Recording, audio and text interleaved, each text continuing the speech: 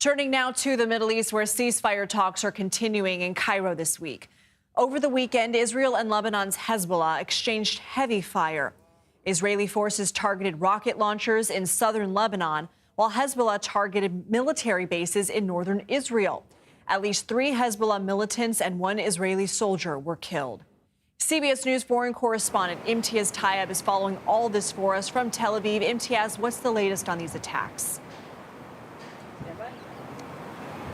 Well, Lindsay, I can tell you that in the last few moments, sirens have gone off in northern Israel. Now, this follows what Lebanese media are reporting is a series of Israeli artillery strikes in southern Lebanon. Still, many are interpreting this as the sort of, frankly, usual tit-for-tat that we've been seeing along Lebanon's southern front and Israel's northern border, really, since the war in Gaza began. But this weekend, of course, was incredibly different, where we saw the largest exchange of cross-border fire between Israel and Hezbollah, with Israel carrying out what it described as a preemptive strike involving around 100 fighter jets targeting what it described as thousands of Hezbollah rocket barrels. A short time after that, Hezbollah fired over 300 rockets into Israeli territory, targeting military sites, and we understand that drones were fired as well. And although there was some casualties on both sides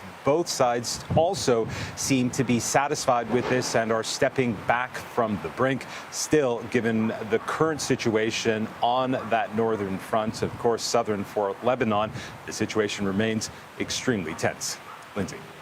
What is happening with ceasefire talks? U.S. officials say they're ongoing, continuing in the coming days in Cairo. Where do the biggest gaps land in the talks?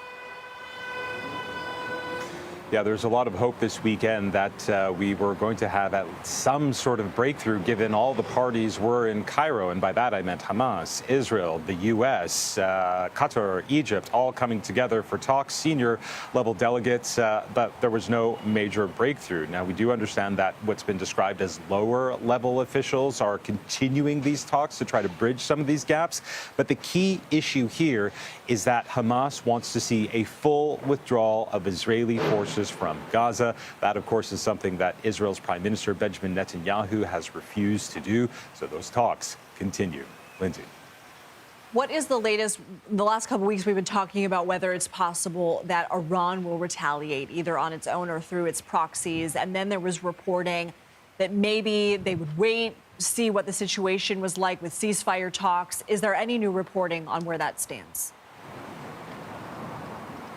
Yeah, that's a really good question. And of course, many people breathing a sigh of relief, thinking that whatever this tension between Hezbollah and Israel has really calmed down. And it's very clear that both sides have telegraphed to each other that they do not want to escalate. This also coming from senior U.S. officials. But we still have to remember Iran. And we have to remember that Israel, although it hasn't claimed it, but many believe was responsible for the assassination of a senior Hamas leader in Tehran, in the Iranian capital, on the eve of the inauguration of Iran's new president. Now, Iran has vowed to retaliate that strike, but we understand that the Iranian leadership has said that it wants to watch these talks in Cairo before it carries out any response to Israel.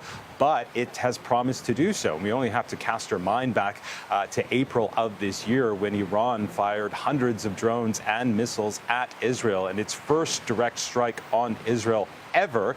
This, of course, following Israel's bombing of a Iranian diplomatic building inside of Syria.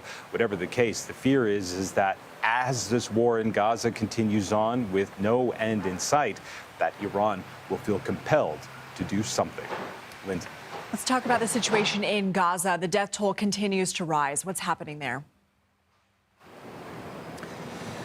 Yeah, it's pretty devastating. Our team on the ground in Gaza has told us that over the past weekend, over 200 people have been killed in a series of strikes across Gaza.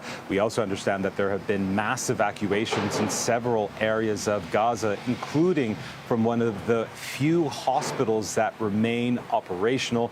The situation there, as we know, remains dire. And of course, we are now understanding that the Rather, the risk or the threat of the spread of disease is only growing, with a 10-month-old boy diagnosed with polio, now paralyzed from his left leg downwards. The fear is that many more vulnerable children, if they are not vaccinated, could suffer the same fate. Lindsay. Imtiaz Tyab, thank you.